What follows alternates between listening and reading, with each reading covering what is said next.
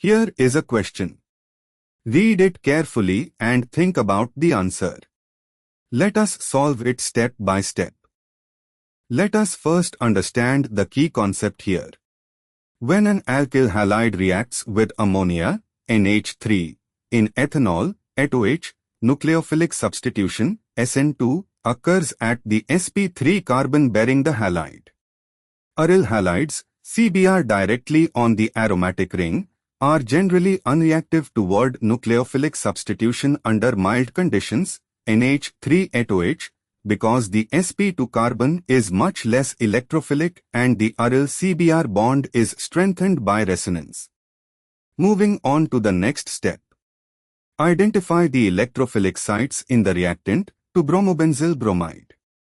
There are two CBr bonds. One is a benzylic CH2Br, sp3, highly reactive toward SN2, and one is an aryl CBr, sp2, unreactive under these mild conditions.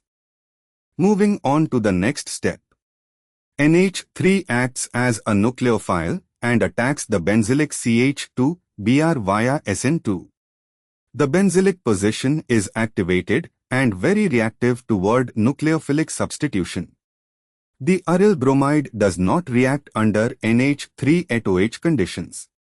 And for the final step, the reaction replaces the CH2Br with CH2NH2 after deprotonation, leaving the aryl Br intact on the ring. A benzene ring with CH2NH2 at position 1 and Br at position 2, which corresponds to option A. Why other options fail?